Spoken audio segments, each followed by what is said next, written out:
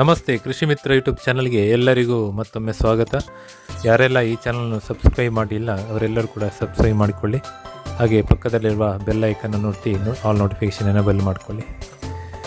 ಇವತ್ತು ನಾವು ಗ್ರೋ ಬ್ಯಾಗಲ್ಲಿ ಯಾವ ರೀತಿ ಕೃಷಿ ಮಾಡಬಹುದು ಎನ್ನುವುದರ ಬಗ್ಗೆ ನೋಡಿ. ಇದು ಗ್ರೋ ಬ್ಯಾಗ್ ನಾನು 12x12 ಇಂಚಸ್ ಅಂದರೆ ಅದನ್ನು ಪರ್ಚೇಸ್ ಮಾಡಿದ್ದೇನೆ ಆನ್ಲೈನಲ್ಲಿ. ಈ ಗ್ರೋ ಬ್ಯಾಗ್ ಈ ರೀತಿ ಇರುತ್ತೆ, 4 ಹೋಲ್ಗಳು ಬರುತ್ತೆ. ನಮಗೆ ಹೋಲ್ ಮಾಡ್ಕೊಳ್ಬೋದು ಕೆಳಗೆ ಬೇಕಾದರೆ. ಇದು ಅಷ್ಟು ದೊಡ್ಡ ಏನು ಕ್ವಾಲಿಟಿ ಇದಲ್ಲ, ಸಾಧಾರಣ ಕ್ವಾಲಿಟಿದ ಗ್ರೋ ಬ್ಯಾಗ್ ನಾನು ಪರ್ಚೇಸ್ ಮಾಡಿದ್ದು ಆನ್ಲೈನಲ್ಲಿ. ನೋಡಿ, ಮೊದಲು ಮಣ್ಣು ಒಳ್ಳೆ ಕೆಂಪು ಮಣ್ಣನ್ನು ತೆಗೊಳ್ಬೇಕು, ಅಥವಾ ಯಾವುದೇ ಒಂದು ಮಣ್ಣಾದರೆ ಕಲ್ಲನ್ನೆಲ್ಲ ತೆಕ್ಕೊಂಡು ಒಂದು ಫಲವತ್ತಾದ ಮಣ್ಣನ್ನು ನೋಡಿ ತೆಗೊಳ್ಬೇಕು. ನಾವು ಅಂದಾಜು ಆಗ್ತದೆ ನಮಗೆಲ್ಲರಿಗೂ. ಆ ರೀತಿಯಲ್ಲಿ ಮಣ್ಣನ್ನು ನಾವು ಕಲ್ಲು ಇತ್ಯಾದಿಗಳನ್ನೆಲ್ಲ ಪಕ್ಕ ಮಾಡಿಕೊಂಡು ಹೀಗೆ ಒಂದು ರಾಶಿ ಮಾಡಬೇಕು ಮೊದಲು.